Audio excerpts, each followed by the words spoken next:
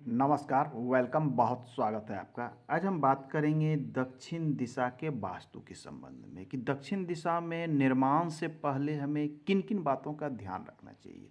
यदि आपका घर बन रहा हो या फिर घर बनने जा रहा हो, तो यह अंक आपके लिए महत्वपूर्ण है। आइए माप आपका प्लॉट किसी भी आकार का हो सकता है। इसमें मैंने दिशाएँ लिख दी है, उत्तर, ये दक्षिण है। मैं दक्षिण दिशा की बात करूँगा। ये पश्चिम है, ये पूर्व है। जो भी प्लॉट हो, मैं दक्षिण दिशा में। ऐसा भी हो सकता है कि आपका दक्षिण दिशा वाले मुख हो, अर्थात द्वार आपको दक्षिण दिशा में हो, या फिर हो सकता है पूर्वमुखी घर हो, उत्तरमुखी हो, पश्चिम, किसी भी दिशा का हो।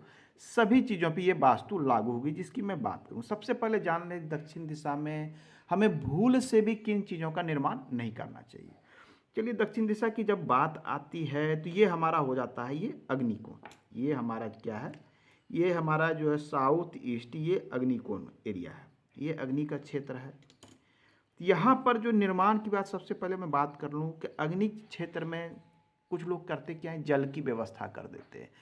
दक्षिण मुखी घर है, सामने में जल की व्यवस्था कर दिया, शौचालय की व्यवस्था कर दिया। नहीं, अग्नि कोण है यहाँ। यहाँ पर आपको किसी भी भूल से भी वाटर की व्यवस्था नहीं करनी है, बोरवेल नहीं बनाना है, अंडरग्राउंड टैंक वाटर का नहीं लगाना है, सेप्टिक टैंक का भी निर्माण इस स्थान पे नहीं करना है, बाथरूम नहीं बनाना है, शौचालय नहीं बनाना है। ये अग्निकोण वाले क्षेत्र के लिए हो गए। अग्निकोण का क्षेत्र कहाँ से आया, कितना आएगा? यदि आपका लमसम जो है एरिया एक समान हो, वर्ग के समान हो, तो इसे आपको सिंपल वे में 3 भागों में बांट लेना है। यदि फिर एरिया यदि आपकी वेरी करती है तो आपको डिग्रियों में बांटना होगा। जैसे कि मैंने इसमें रेट से डिग्रियों को बांटा है। सिंपल वे का ये रूल है कि साधारण रूप से आप इस प्रकार से कर सकते हैं। नहीं तो आपको एक एक पग ये 11.5 की ये 32 डिग्रियों में बांटने पड़ते हैं। आप हमारे अन्य वीडियो देखिए, बहुत सारी चीज़ें उसमें बताई गई। आइए हम बात करते हैं अभी की। जब आप इसे 3 भागों में बांट लेंगे तो दक्षिण का क्षेत्र यहाँ से यहाँ तक हो गया। यहाँ से यहाँ तक ये साउथ का क्षेत्र हो गया। यहाँ से यहाँ तक क्या हुआ, ये अग्नि कोना क्या, कोना वाला ये क्षेत्र आएगा इतना। तो आपको इतने स्थान पर जल की व्यवस्था, सेप्टिक टैंक की व्यवस्था, शौचालय की व्यवस्था, बाथरूम की व्यवस्था करने से आपको बिल्कुल बचना है। ये तो हो गई यहाँ अग्निकोण। अब आइए यहाँ से हम आ जाते हैं दक्षिण दिशा में। दक्षिण दिशा में क्या क्या चीज़ें नहीं की जा सकती? पहले, पूजा घर दक्षिण दिशा में आप नहीं बना सकते। दक्षिण दिशा में कहीं पर भी पूजा का स्थान देने से, पूरे दक्षिण की मैं बात कर रहा हूँ, कि पूजा स्थान देने से बचना चाहिए। दक्षिण दिशा पूजा के लिए बिल्कुल अच्छा नहीं है। ये देखिए। अब आइए, हो सकता है कि आपका पूर्वमुखी घर हो, उत्तरमुखी घर हो, काफ़ी बड़ा स्पेस है, बाउंड्री वॉल काफ़ी है, तो दक्षिण दिशा में लोग ओपन स्पेस नहीं छोड़ें। प्रयास कीजिए कि आपका दक्षिण दिशा में यदि विंडो के लिए छोड़ना है तो आप 1.5 फीट, 2 फीट, 3 फीट, जो भी रूल है आपके यहाँ चलता हो, उस नियम के अनुसार चलें। छोटा जगह है तो दक्षिण दिशा को क्लोज कर दीजिए आप, मतलब दक्षिण दिशा में खिड़कियाँ ना दें। अब आइए, दक्षिण दिशा में कहता है वास्तु का रूल कि खिड़कियों एवं द्वार की संख्या कम से कम रखें, न्यूनतम। अब कहिएगा कि दक्षिण मुखी का हमारा घर है भाई, तो इसमें अब तो द्वार खिड़कियां मुझे देनी होगी।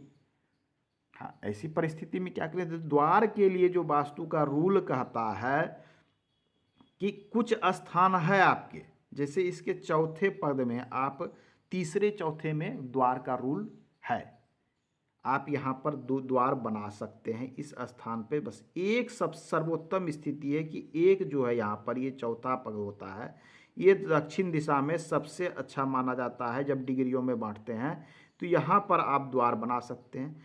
कोई बात नहीं, यहाँ नहीं हो सकता तो आप यहाँ से ये 2 पग में बना सकते हैं, तीसरे और चौथे, पहले, दूसरे, तीसरे, चौथे, पाँचवें, छठे, सातवें, आठवें, नौवें, 9 पगों में बांटा जाता है ये।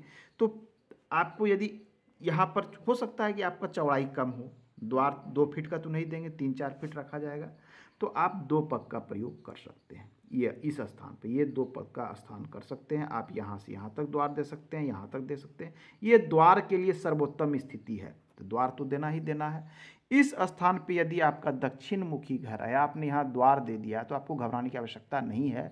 दक्षिण दिशा से लोग डर जाते हैं, दक्षिण मुखी घर नहीं लेंगे, वास्तु दोष लगेगा। यम का द्वार है बिल्कुल यहाँ, इसके बाद ये जो द्वार है ये यम का स्थान है। ये स्थान जो है यम का स्थान होता है। लोग गलतियां कर बैठते हैं, गलत जगह में द्वार दे देते हैं, कोई यहाँ दे देता है, कोई यहाँ दे देता है। इतना स्थान में तो आपको द्वार देने से बिल्कुल बचना चाहिए। ये स्थान, यहाँ कोई भी स्थान आपके द्वार के लिए नहीं है।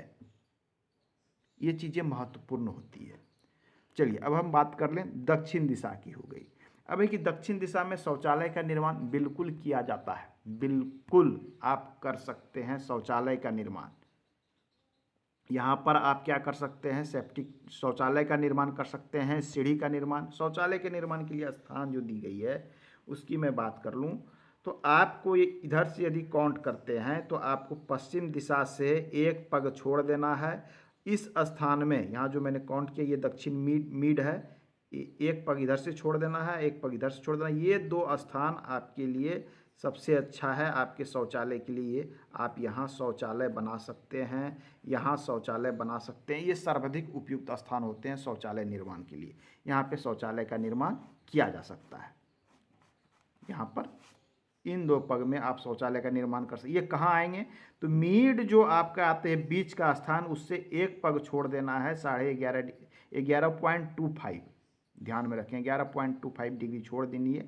यदि वर्गाकार शेप हो तो कोई समस्या नहीं है, 9 भागों में बांट लें, यहाँ पर से आप एक पग छोड़ लें, यहाँ से यहाँ दो पग में निर्माण कर लें, शौचालय का निर्माण कीजिए। कोई सीढ़ी के लिए सीढ़ी का निर्माण कर सकते हैं आप, पूरी दक्षिण में यहाँ से यहाँ तक सीढ़ी का निर्माण कर सकते हैं। अग्निकोण से हमें बचना चाहिए। पूर्वमुखी घर हो तो अग्निकोण भी लोग निर्माण कर लेते हैं, चूँकि फ्रंट में करना है तो अब तो कोई उपाय नहीं है, तो यहाँ निर्माण कर लेते हैं। लेकिन आपका सीढ़ी के लिए आपके पास स्पेस है, यहाँ से पूरे अग्निकोण को छोड़कर कहीं पर भी आप स्टेयर केस का निर्माण कर सकते हैं। ध्यान देना है कि ये सीढ़ी जो है क्लॉकवाइज डायरेक्शन में ही यहाँ पर मूवमेंट होनी चाहिए, ये आपको विशेष ध्यान देना है। चलिए अन्य चीज़ों के विषय में बात कर लें। अब हम इस दक्षिण के बाद आ जाते हैं नैऋत्य कोण में।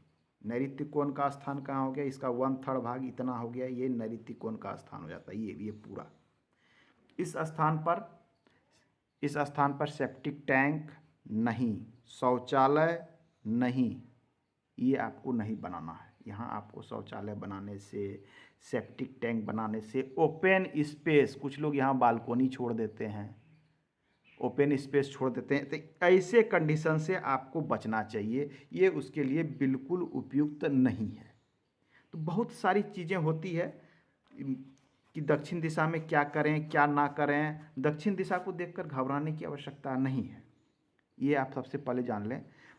किसी कारणवश दक्षिण मुखी घर आपको मिल गया है तो यहाँ खिड़की दरवाज़ों की संख्या को संतुलन करने के लिए आपको पूर्व दिशा, उत्तर दिशा की ओर थोड़ा खाली स्पेस आपको छोड़कर घर बनाना चाहिए। इस प्रकार से घर का निर्माण करें कि यहाँ पर आपको खुला स्थान प्रोवाइड हो, विंडो लगा सकें, डोर लगा सकें। ये जो यहाँ पर होने वाले वास्तु के त्रुटि को ये संतुलन करता है। तो दक्षिण दिशा की ओर आपको कम से कम स्पेस छोड़ना है और उत्तर और पूर्व में स्पेस छोड़ने का प्रयास करना है। किसी भी मुख का घर हो, नॉर्थ फेस भी हो तो दक्षिण दिशा में आप न्यूनतम छोड़े ना छोड़े तो भी चलेगा, लेकिन उत्तर और पूर्व छोड़ दें। पूर्व दिशा का भी है तो भी आप दक्षिण दिशा पूरा क्लोज करके बना सकते हैं, लेकिन पूर्व दिशा और उत्तर दिशा छोड़ दें। तो बहुत सारी चीज़ें हैं इसमें। तो आज के अंक में जो हमने जाना कि आप यहाँ पर से यहाँ पर कहीं भी जल की व्यवस्था नहीं कर सकते, कुआं नहीं बनवा सकते, बोरवेल नहीं बनवा सकते हैं, अंडरग्राउंड वाटर आप नहीं रख सकते हैं, ये उचित नहीं है। पीने का जल की व्यवस्था इस दिशा में बिल्कुल नहीं करें, ये बिल्कुल अनुचित है।